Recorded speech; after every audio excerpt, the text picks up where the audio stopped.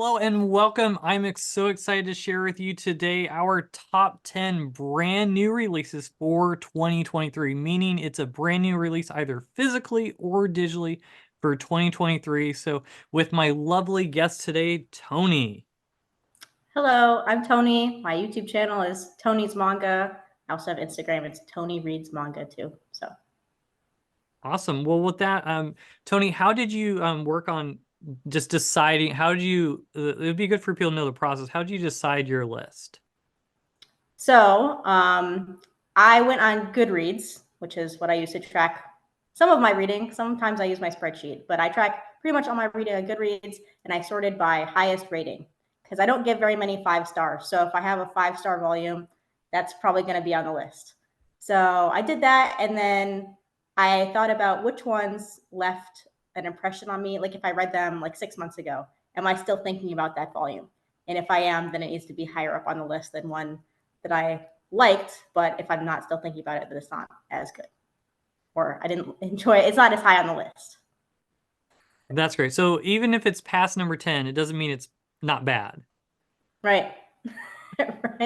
right. So number 10 is very good volume, a very good manga, but it didn't leave quite as lasting of an impression as the other ones. Awesome. So, and just to let you guys know, I wish I did what Tony did here, but I went to crunchyroll.com. I hit all manga.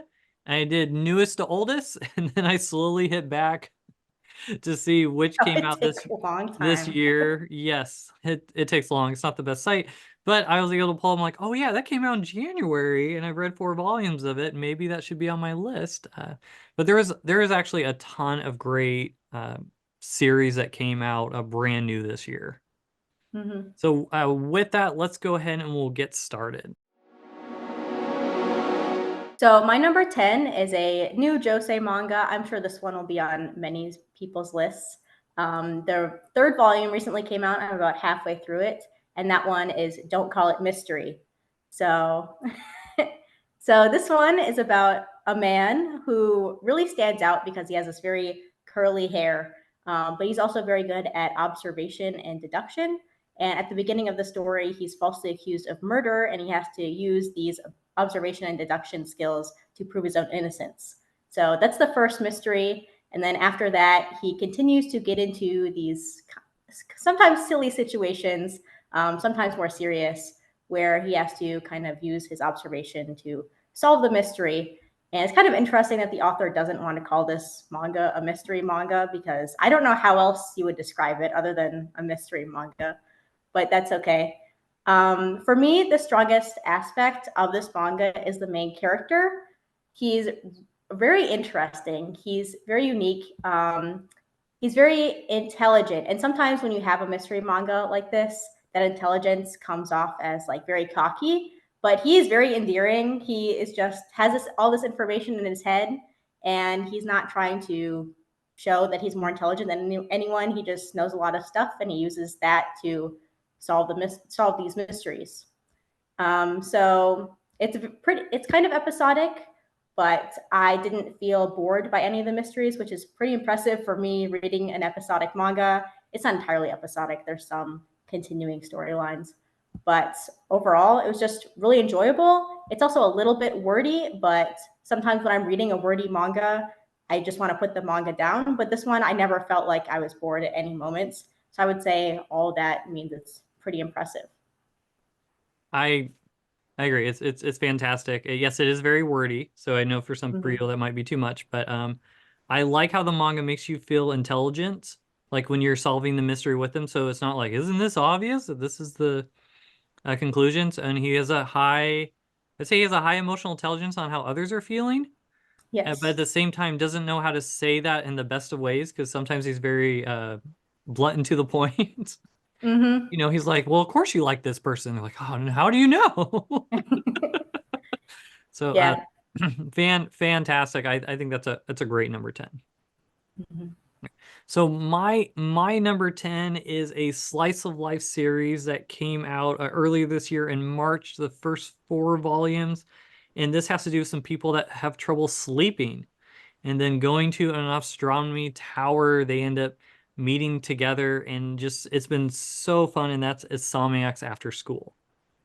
So I've really, really appreciated just the idea of going through life together instead of just being alone, which I think is so meaningful in the story. And as you're getting to know them, just not as about the high school antics, but I like the more the focus of after school and the activities. And how do we now have an astronomy club so that way we can be able to have the options of more time sleeping? So it's been a very wholesome series. I think there's only 14 volumes. I think it's finished in Japan, but it's been wholesome so far. The anime came out, which I don't know, I like the manga better, but I was very, very impressed with it, and so that's why it's my number 10. I've not read that one. I really like the covers. I don't know which volume was the most recent one, but that cover is really pretty. So It has could be a cover has buy. sunflowers on it, the latest one. Yeah, yep, that one. It's very pretty cover. So my number 9 might be cheating because technically it hasn't actually released yet. There isn't even a volume 1 in Japan yet, but it has been released on the Shonen Jump app, so it's readily accessible for anyone who has access to the Shonen Jump app, and that is Dogs Red. So this is a hockey manga, and it's by the same author as Golden Kamui. And if you know anything about Golden Kamui, it's very silly. And even though it's about some serious things, it has very silly moments. And so combining the silly aspects of Golden Kamui with a sports manga is a very fun time. And so this is about a boy who used to be a figure skater, but he got into an altercation and he quit. And so now he's getting involved in a high school hockey team. And I think at the beginning it's a middle school hockey team actually.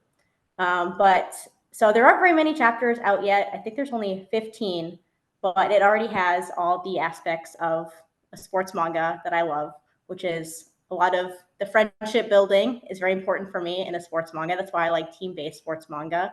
And it doesn't take itself seriously because I don't think the author of Golden Kamui can take anything very seriously, but that's okay. So it has everything in a sports manga that I really enjoy, and especially the friendship building is very important to me. That's why I like team-based sports manga so much. And this one so far, even in just the 15 chapters that are out, has done that very well. And interestingly, this manga, it has definitely been re-released. So Satoru Noda, the author of Golden Kamui, released this manga before. It got canceled after 6 volumes. Then Golden Kamui was so successful that he decided, I want to try this again. And any story that he is so passionate about that he wants to try again after having so much success, I feel like that's a very important aspect of a manga. So obviously the author feels really passionate about this, so it's an enjoyable read. It's on my radar, so I am excited. I'm curious. You don't mind sharing? What is your favorite team-based sports manga of all time? Then The number one, it's Slam Dunk. It's the quintessential sports manga to me. It has all of my favorite aspects of any sports manga.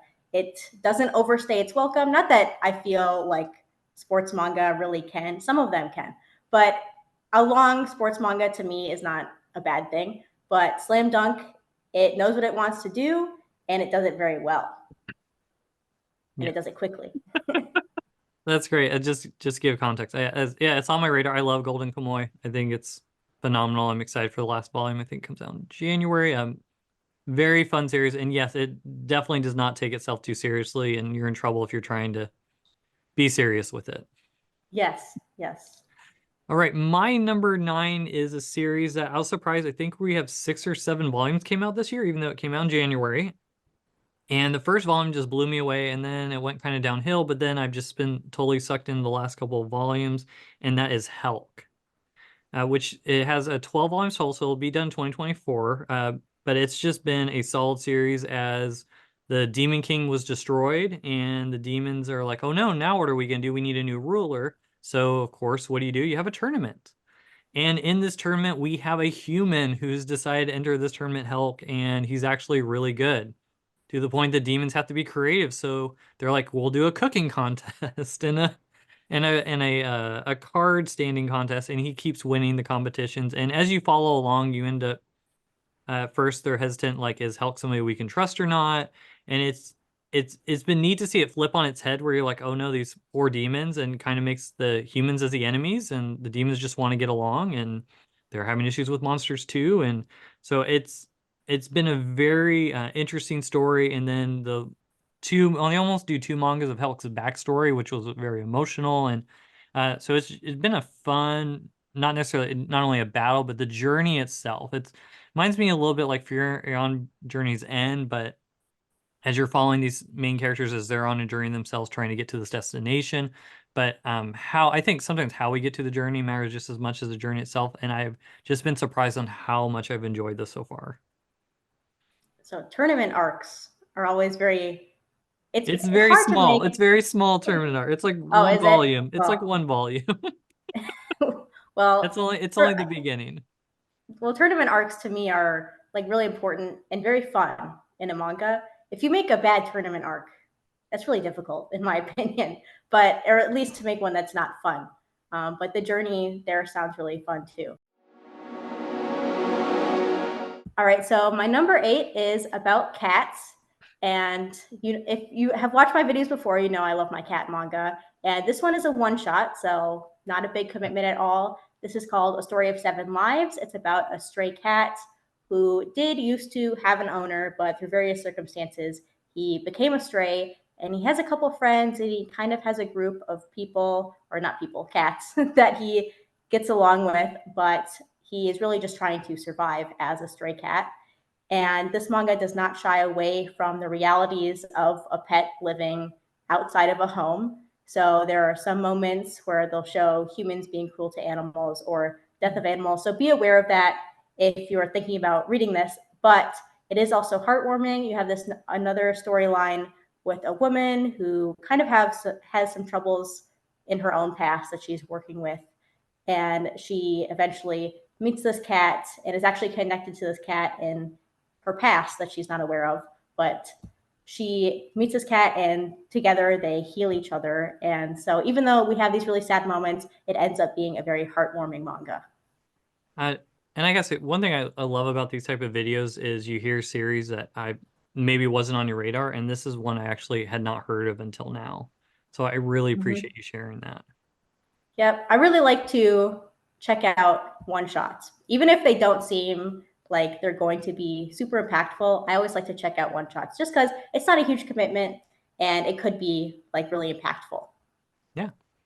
Okay, so coming up, my number 8 is there's only one volume out, so I'm surprised to have it so high on this list for only one volume, but that is The Villainous Turns the Hourglass. I was so blown away by this story where you're following this in the very beginning, this villainess who's about to be beheaded. And as before she's about to be beheaded, her kind, lovely younger sister comes to her where you think is going to tell her it's going to be okay, or I'm so sorry. And you find out that she's even more of a villain and let her know that she led her to this moment. So then, before as she gets beheaded, she ends up turning the hourglass, I guess, as a metaphor, and winds up 13 years or 14 years in the past. And now she gets to try to do her life all over again, knowing what she knows now, that her sister was being the ultimate shadow puppet master behind the scenes, and you're now seeing her trying to become more of a villainess by now outmaneuvering and being the puppet master behind her own sister to see if she can make it where she can survive. And now you're seeing where maybe she doesn't want to be a villainess anymore, and maybe it's because of her younger sister she became out the way that she did, but at the same time she still has those claws, and you don't know what's going to happen. My daughter, we got this a month ago. My daughter's read it 3 times already, the first volume. I think the second volume's coming out in February from Eyes, but it's been a great manhwa. I liked it a lot better than I was expecting. The villainous manga, there's just so many that it seems like it's very difficult to kind of jump into there. It's kind of intimidating to get into that genre just because there are so many. They do look kind of similar, some of them. So it's but that one sounds very interesting. I do really like manhwa or manga about different relationships other than, like, obviously there's many romance out there, but I like manga about that focuses on sisters like that. I think the Eyes Press line that Yen Press has, they've done a pretty good job of curating so far. So there isn't like, I know like you said, there's 40 different I was reincarnated as a villain or villainess, or there's so many out there. But I thought this was pretty. I thought Eyes Press did a good job with this one. So my number 7 is another one that will definitely be on many people's lists. This is one that deals with a pretty sensitive subject matter, but I feel like it's very nuanced and educational. And this is My Girlfriend's Child. So this is about a high school couple who find out that the girl is pregnant, and they have to deal with everything that comes with that, from deciding whether to keep it to dealing with their families who have all sorts of opinions on the matter. And I feel like this is a very realistic depiction of the subject. That this idea has been used in a couple different stories, but not, at least I haven't read one that deals so heavily with this and focuses on it and has a lot of respect for it. And it's very obvious that the author has done a lot of, why can't I talk? Research. Yes, research is the word I was looking for. It's very obvious the author has done a lot of research. In every kind of author's note at the end, there's discussion with, sometimes with a doctor or someone, where they are talking about sex education and what you should do if you're in this kind of situation. And so that, combined with the storyline, and the couple are in a very healthy relationship, they're very respectful of each other, and it's just a very nice read, even if it does deal with a little bit of a heavy topic. I actually have not heard of this one. And now you're saying it's on so many people's list. I Oh, might I'm check this one surprised. out. It's very popular. Yep. I I don't know why I feel bad. I'll probably be disliked very much after this, but that's great. Thank you. My number 7 is a one shot. This is, I think, my only one shot on the list. The digital came out last year, but it was physical this year, and it just surprised me very much. It wasn't what I was expecting. By the same author as Chainsaw Man, and that is Goodbye Eerie. Uh, it's hard for me to even talk about it because I feel like anything I share just spoils it. But just seeing this couple make a movie together, and just the beauty behind it, the artwork's phenomenal, and I actually like this better than his other works. Which that might be really angry some people, but I just was a beautiful one shot, and one of those ones that made you think afterwards. Like after I put it down, I just had a lot more deep in thought and wasn't ready just to move on and just read another book right away. So I really appreciate those type of stories. And again, I feel bad not giving too many details, but I feel it's one of those ones you just have to read. If you don't want to buy it physically, I mean, it's on the Viz app and it's a $3 a month, and you can read it once and be good. That one was probably my number 11. If I was to make an 11th, that would probably be there.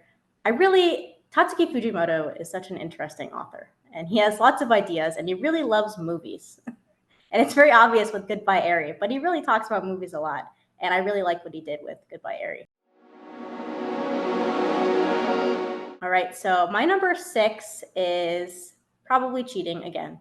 But this is a re-release of a manga that had previously received a kind of limited release special edition, but this year they released a box set for it, and this is called Dementia 21.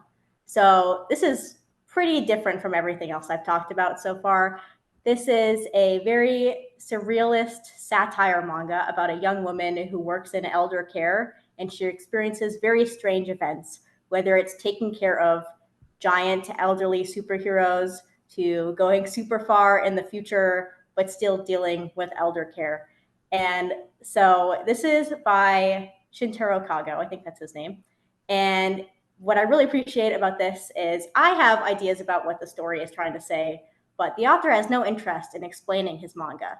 So he has an author's note at the end, and the interviewer is obviously trying to get him to say something about his manga, and he's like, no, it is what it is. You can get what you want out of it, basically. And I really like that. But when I say that I enjoy weird manga, this is a perfect example. It's absurdist, it has some horror elements, and it's definitely a comedic satire. The art is really good, and in my opinion, it's a commentary on the aging population in Japan and the people who will end up taking care of them in the future. This is another one I've never heard of, and I'm sold. It's Oh, very, very surreal, weird manga, but I like it. I'm so excited to check it out afterwards. When I did this last year, Laura, there was like four different series I ended up picking up, and they end up making my list afterwards. So I so good. For me, number six is a another slice of life series. Is I'd say this gives me cozy vibes, almost kind of like a Comey Can't Communicate a bit, which I really appreciate. But and then the anime came out first and did very very well. And there's only 6 volumes in Japan, and that's Bolshi the Rock, the lovely social anxiety disorder who dreams to play on the big stage, but so scared to death has to be in a cardboard box so she doesn't see anybody. Did not have any friends, so because she didn't have any friends, she ended up learning the guitar for 6 hours a day in her room. And now she's trying to strike it out in high school and try to attempt to have some friends. And it's just very funny. It's very lighthearted. It's the author does it differently where and it has the so when you open the manga, there's like 4 boxes that go down for each part, and when you read instead of reading just left to right to left. So I appreciate it's how different it is, and actually had a lot more in it than I was thinking with the less pages, which kind of bothered me at first with Yen Press. Seems like they're getting thinner. But there's a lot more in it. And then when I looked up, there's only 6 volumes. I'm like, oh, that's fine. I can do this for 6 volumes. But it's just a very wholesome, laugh out loud moments. And so I really appreciated. I haven't seen the anime. I heard it's really good, but I really enjoyed the first volume of the manga. And I could easily see this something as kind of like when you want to read something, but you're tired. So it's like, well, what do I want to read something but I'm at the same time I'm tired. What should I pick? And I think this is just a great one for when you're in those type of moods. Yeah. 4 panel manga are really difficult to get right. So when it's good, it's good. And I almost picked that one up just because it's got a guitar on the cover. So I would have picked it up. But I've been kind of struggling with Slice of Life, but maybe I'll check that one out. It's still on my radar. All right, so my number 5 is another one shot.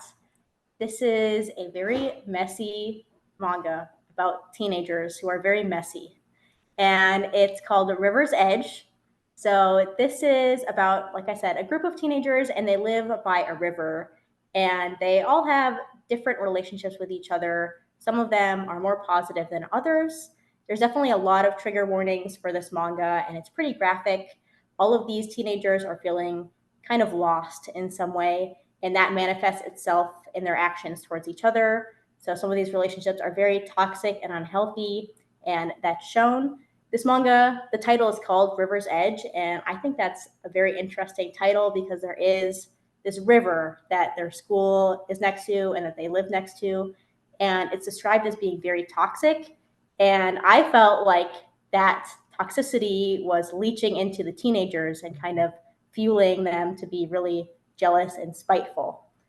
So, not a happy or light read at all, but it does show a good look into the good and bad of human relationships of many different kinds. I was gonna say, do they live by the edge of the river? Yes, they do live by the edge of the river. Not in the I, river. That'd be weird. I guess that would be and that's the sequel to the one shot. That's a sequel. Yep. I again these are I've never heard of this one. But now I'm So this intrigued to check this out and hope that I'm not in a desperate funk afterwards. this author has a lot of different works that are similar in tone to that one. So if you end up liking that one, then there's a couple other ones to try. That's awesome. So, coming in at my number 5 is going to be a little brighter note, and I think this one will probably be on a lot of people's list as well. I could be wrong. This is a Josei series that has taken my heart, and that is a Honey Lemon Soda. Following just this girl who did not stand out in junior high and had, I think, being bullied, had to go to a different high school. And there's this boy with this honey lemon hair, and there's this just interesting aspect where what does it mean to sparkle? What does it mean to be bright and to stand out and be noticed? Um, Not in a bad way. And then this guy with the who she's not sure she has feelings for or does have feelings for, but does he have feelings as well? It's really interesting, this idea of like he feels kind of bad for her and he's trying to protect her, but it's almost on this edge of codependency. So just this hesitation of are you going to make it where this person always has to rely upon you forever? Or are you going to be able to push them away so they can be out on their own?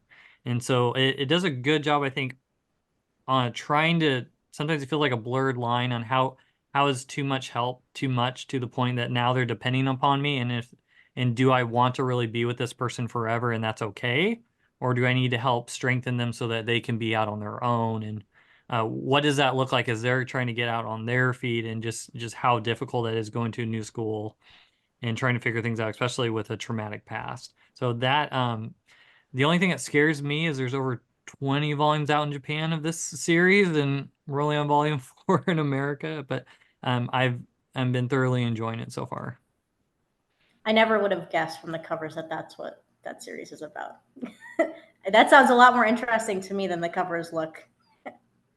I didn't like the first volume, but it got better, and I might be overselling, but it's gotten me a bit emotional. I've enjoyed it, and my 12-year-old daughter enjoys it as well. So, number 4 is a retelling of a classic novel. And from that, you should maybe be able to tell what it is. So, this is hashtag Dracula, is how I call it. Shocking. This is, as the title suggests, a retelling of Bram Stoker's Dracula with the art by Shinichi Sakamoto, and his art is breathtaking.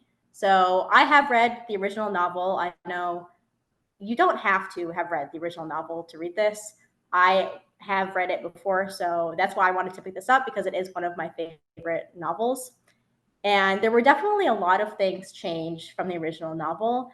But for me, when you have a classic novel like this that you're reimagining, you have to create something unique, because there are so many adaptations of this story. So you have to add something new. And this one changes the setting. The characters are in kind of a boarding school situation.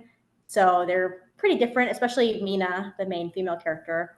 And the plot is a little bit changed. There's some aspects that are taken out. So far, I'm sure they'll be added eventually, but right now they're taken out. But for me, the most interesting part of this is the way that the author shows Dracula's powers. So in the regular novel, Dracula has powers, but you're just reading, oh, he turned into a dog. You can imagine that in your head, but seeing it on the page and the really creepy, eerie way that Shinichi Sakamoto portrays that it just adds a new element to the story that I really like. So I've read this one. It Mm-hmm.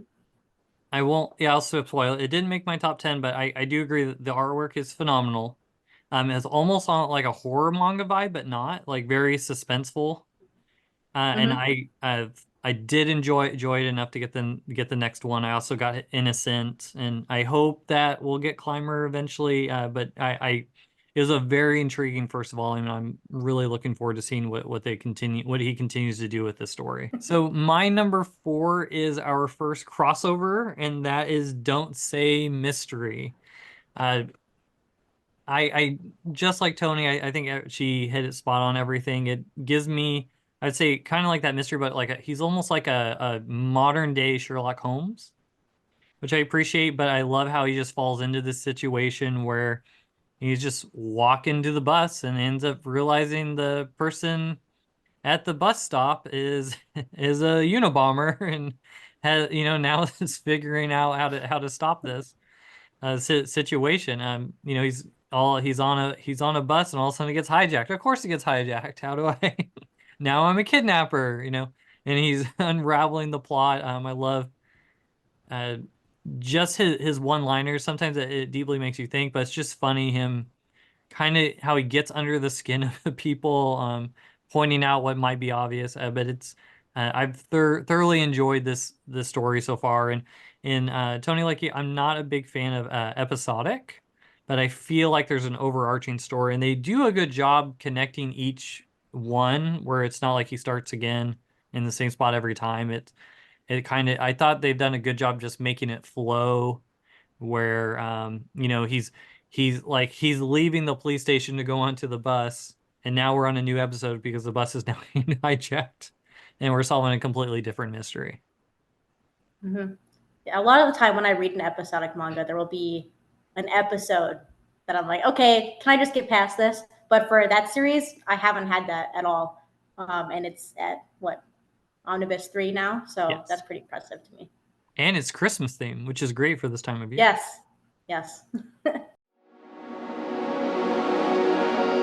All right. So my number 3 is one that took me completely by surprise. I had heard of it before it was released, but not very much. I just really enjoyed the covers. So this one is called Centaurs, and there's only one volume out right now. It came out pretty recently. And this one was difficult to place in my top 10 because there's only one volume out, but I did give it a higher rating than Dracula. So for me, that means it had to be higher up than Dracula. But it's been a long time since I enjoyed a first volume as much as this one. This is about a world where centaurs exist and they've been at war with humans who they capture or who capture them and end up amputating their arms and use them as forced labor. So pretty dark. We follow one centaur who is trying to protect his son and another who has been under the control of humans for a long time and is trying to plan an escape, and eventually their paths cross. So in this first volume, it's just a single volume, and there's already been some amazing world building with the war, the conflicts between the humans and the centaurs, and the various centaur family dynamics that are shown. So the characters are also very strong and easy to connect to, and I really appreciate how high the stakes are. I don't know if you've ever read a manga that has you on the edge of your seat because you care about the character so much and they're in really high stakes situation and you just want them to be okay and safe. And that's how this one felt for me when there's only one volume out. And that's pretty impressive to me.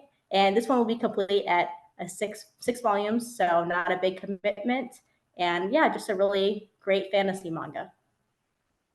Another one I've never heard of, but I will be shopping for it after this. I love world building, and uh, not as many manga I see these days have as much on the world building aspect, and they just go right into it. So I really appreciate that fantasy world building. So yeah, I'm totally stoked. You have me intrigued. All right, so coming in at my number 3 is one that I was not expecting, that kind of hit me by surprise and just had many laughed out loud moments. One thing that scares me about this series is that there's over 30 volumes in Japan, and we have the first 3 or 4 volumes. But that is Welcome to Demon School. Now I know there's 3 seasons of the anime. I have never seen the anime, but just had I haven't had a manga that recently just had me just laughing out loud. So many moments of this boy whose parents sold him to a demon, and then he has never been appreciated before, and now he's in this demon school as a human trying to trying to pretend to be a demon itself. And so there's just many hilarious situations where small one in the beginning is you find out that demons can summon familiars that so they can get this little beast as their pet, and each person has to do that. Well, what he they don't know he's a human. Well, humans can actually summon demons. They don't summon familiars. And familiars, when they're summoned, all of a sudden that's now that person's master. Well, how it works is for a human is they just summon the closest demon to him, and so the human summons his teacher. So now his teacher is his familiar, and it just has many hilarious situations. And he's slowly rising to the top without realizing it. He just has a heart of gold, and he's not trying to step on any toes, but he's slowly gaining more and more influence as he just has compassion over others, which is something that's very, very lacking in the demon world. That one, I'm very on the fence about buying. I probably end up picking it up because I have heard such good things about it. But it is the length. Even though normally I really like longer series, for some reason that one has been a little like iffy about it. But that sounds good, so I might give it a try next It's year. it's intimidating, but it's nice with the end press. I mean, only 4 volumes a year. It's not that big of a commitment. All right, my number 2 is a manhwa, and this is a short 3 volume series. It's a post-apocalyptic manhwa, and this is The Horizon, which just finished. I actually read the last volume yesterday, And this is, like I said, a post-apocalyptic manga following a boy and a girl who are trying to survive. And definitely the biggest selling point for me for this manga is that it's kind of showing the quieter part of the post-apocalypse. We have lots of different stories, both in manga and other mediums, that show the really action-packed part of the post-apocalypse, but realistically, there'd be a lot of nothing going on, right? So a lot of this manga is the kids are walking, they're just finding little moments of beauty. And obviously, it's a devastating manga. There are some very sad things that happen, but those parts for me were very important and nice to read, I suppose. It's also pretty creepy, it's very emotional, and it's even hopeful and heartwarming at times. So, another aspect of this that I really like is the color. So, the color is used very sparingly. It's mostly a black and white story. But when the color is used, it hits you really hard. And I really appreciate that. Like when there's reds used, it's you can kind of guess what would happen there. So like many other post-apocalyptic stories as well, it also addresses the question of why are we alive? And I think it does it very well. And it's just a 3-volume series, so you get what you need out of it, and it doesn't overstay its welcome. So this one almost made my list, but the lovely people at Crunchyroll have not shipped my volume 3. And it says it's out of stock, so I don't know what happened. It's not been good so far, but I've read the first 2 volumes, and it definitely you got to be able to stomach it. It was at first, it was a little Yes. shocking as you're opening. You're like, oh, but what I think some things you're sharing is it doesn't glorify war, which I appreciate, and actually shows Right.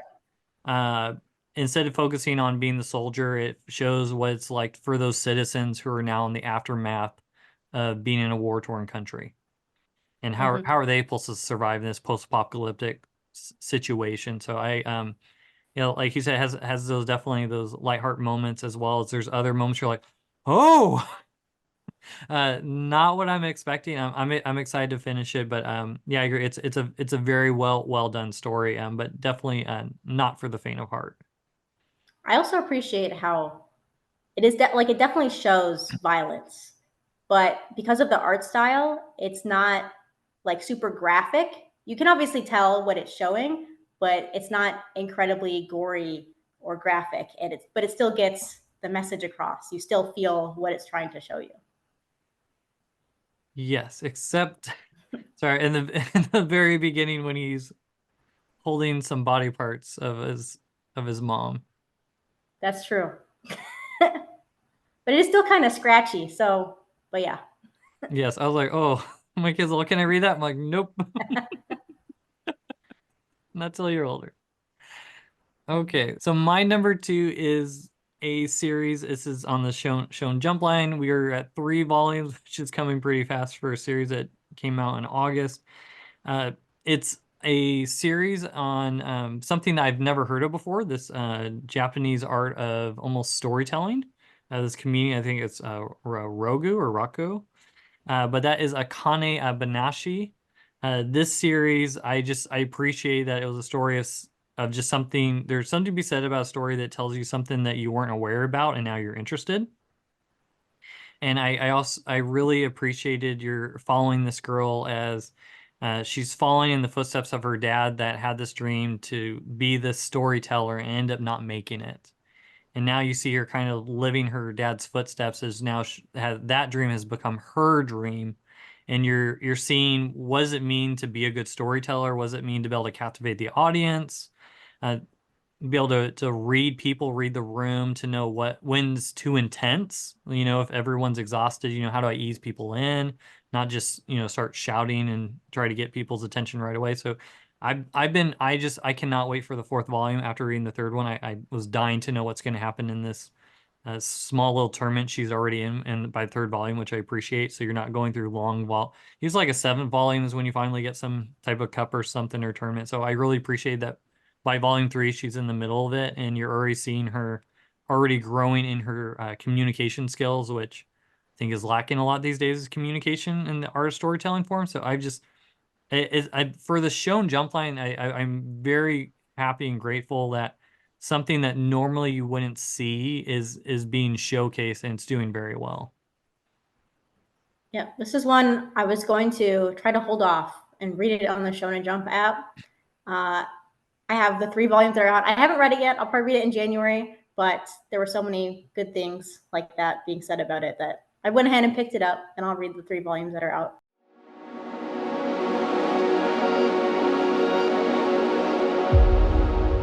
All right, guys, the moment you've all been waiting for. Number one. Go ahead, Tony. So my number one is a horror manga because that's probably my favorite genre. And this one is a little bit of a different horror manga. It's not gory, it's not super graphic, it's more atmospheric. And so this is The Summer Hikaru Died. So there are 2 volumes of this out in English right now.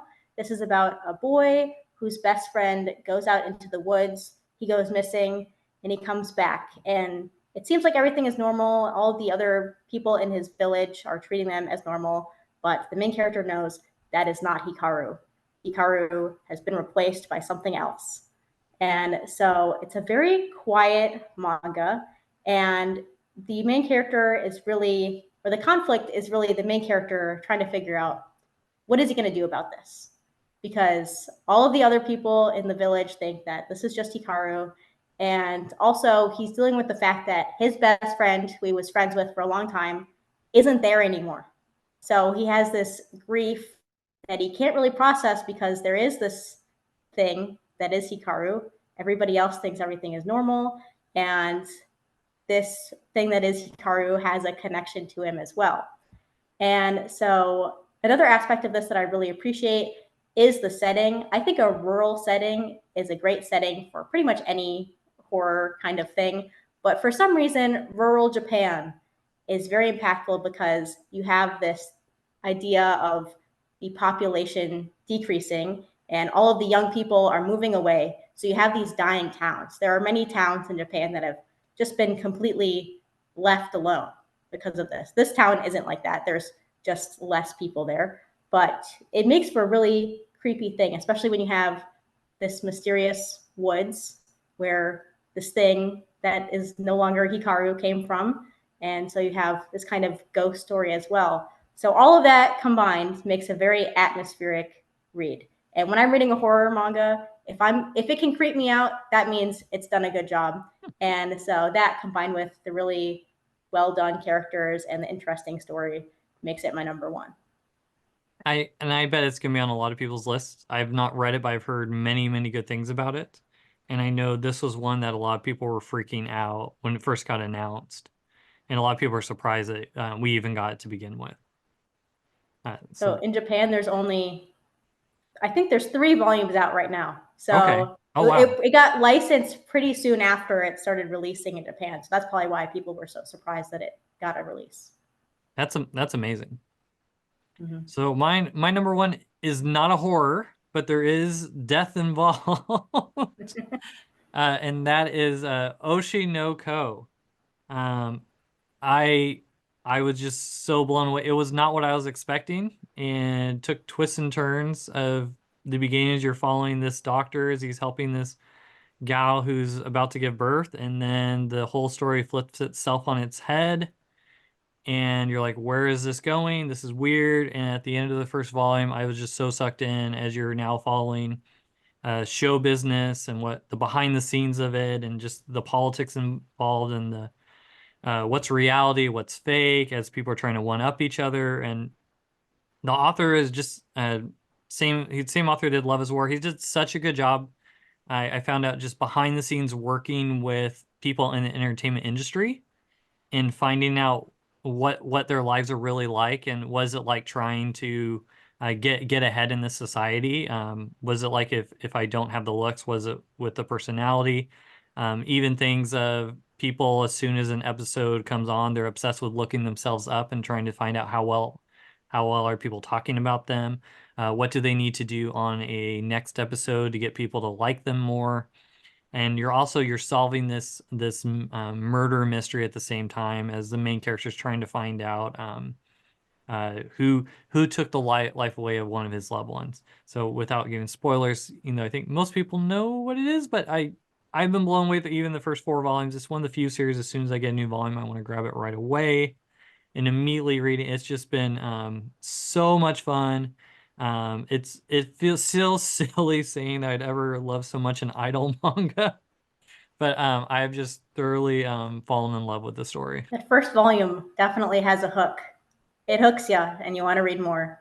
And I think that is really interesting when a first volume can do that. So, good pick for number one. All right, guys, so that is our top 10 new manga of 2023. We'd love to know in the comments below, what are some of your picks for 2023? Tell us how much we're right, tell us how much we're wrong, and we'd love to know your thoughts down below. Thank you so much for watching. We hope to see you on the next one. Bye.